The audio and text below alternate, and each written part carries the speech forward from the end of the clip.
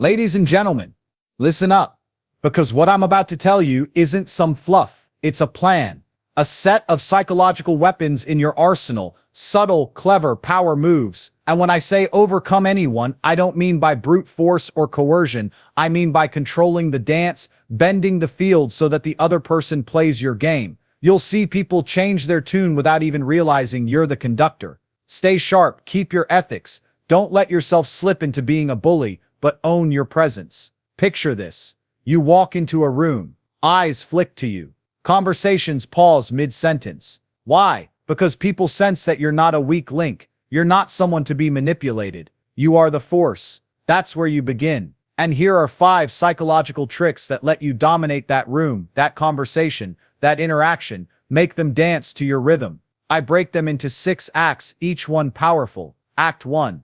You ever heard the phrase, people don't believe what you say, they believe what you show? That's not just a saying, it's rooted in how our brains work. Studies in persuasion show that source credibility, appearance of confidence, and demonstration outweigh 1,000 logical arguments. So your first psychological trick, embody authority, not fake, not posturing.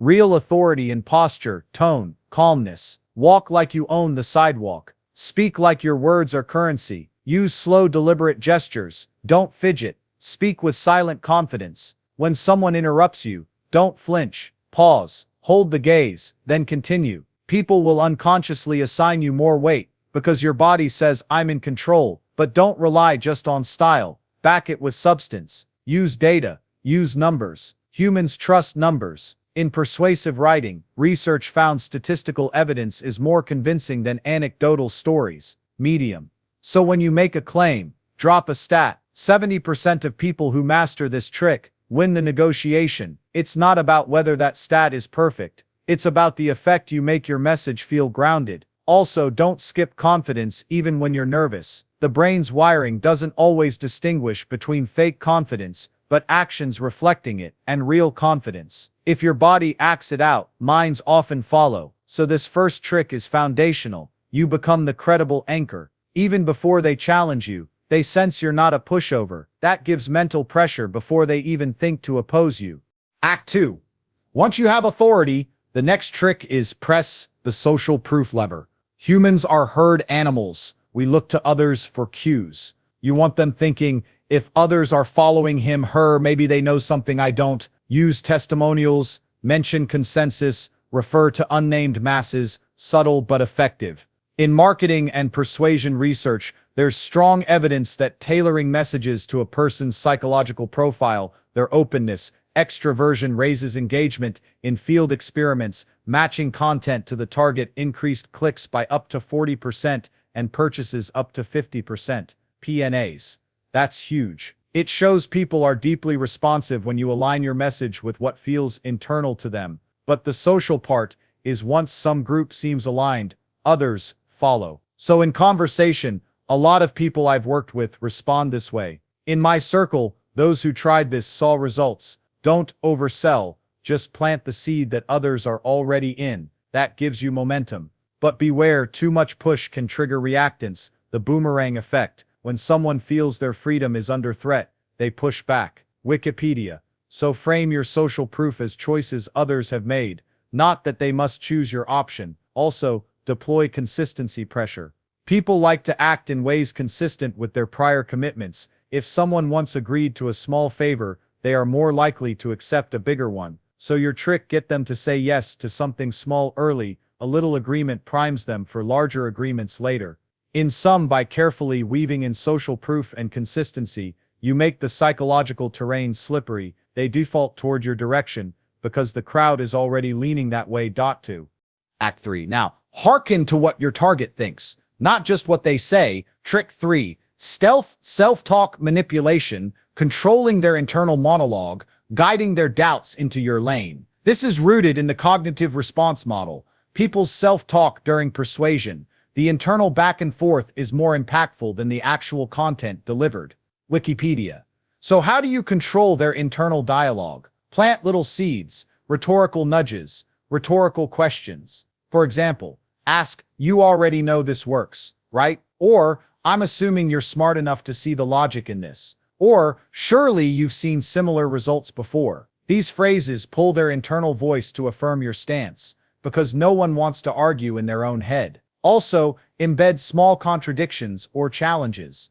You might disagree, most people do at first, but think of this angle. That gives the internal voice a safe place to dissent, but you steer it back. When people talk to themselves, they tend to remember their own thoughts more than the arguments you made. So if their internal thought aligns with your direction, you've essentially made them the co-author of the decision. Also, guard against counterarguments. Keep your narrative tight, minimize openings for them to pull in objections. The fewer but moments you give them, the less ability they have to disrupt the flow. In conversation, always leave a rhetorical escape. You might say this doesn't fit, but consider this. Then you supply the bridge that both disarms and redirects. Over time, their internal voice becomes less of an enemy and more of an ally leaning toward your direction. Act 4. Trick number 4. Trigger emotional momentum, then anchor it rationally. People decide emotionally, then justify logically. If you can get someone feeling hopeful, curious, cautious, or desirous,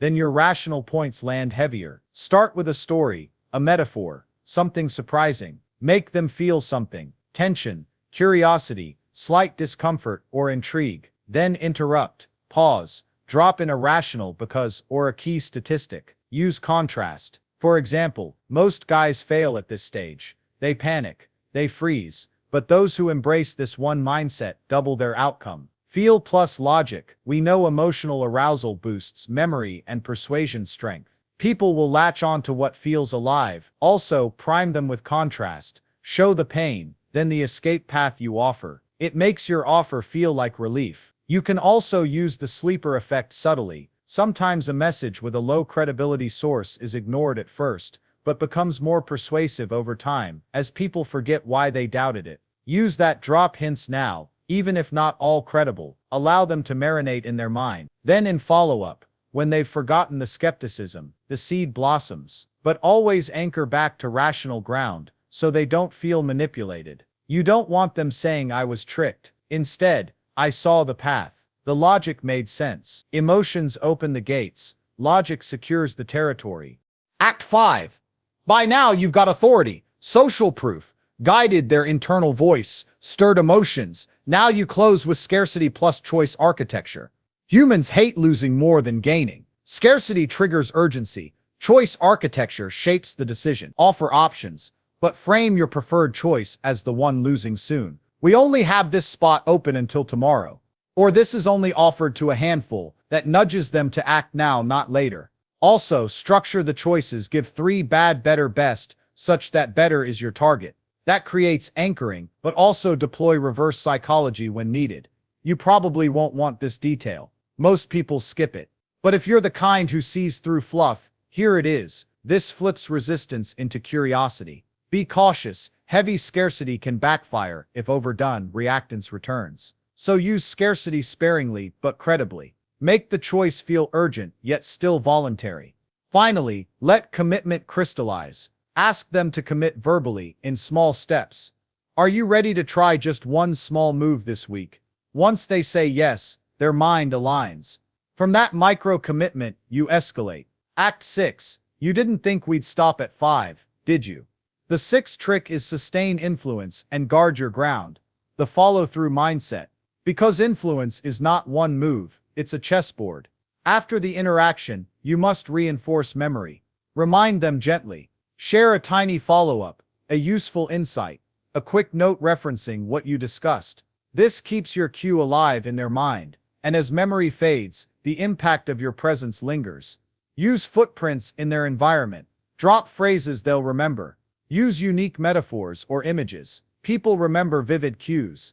The next time they hear something similar, they'll recall you.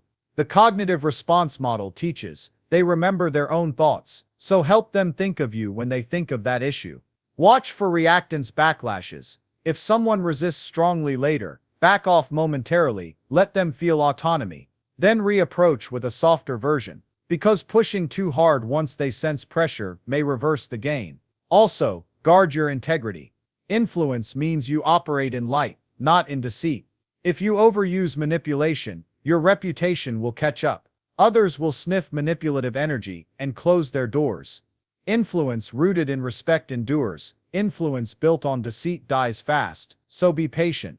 Step by step you build a presence they trust. People will start coming to you for decisions, subtly deferring. That's victory. So there you have it. 6 acts, 5 core psychological tricks, 1 mastery plan. If you master authority, plus social proof, plus guided self-talk, plus emotional momentum, plus scarcity, plus reinforcement, you won't just influence. You'll set the term. Use this well. Use it responsibly. Watch your motives, but wield it when you need to lead. Don't just play the game, bend it in your favor.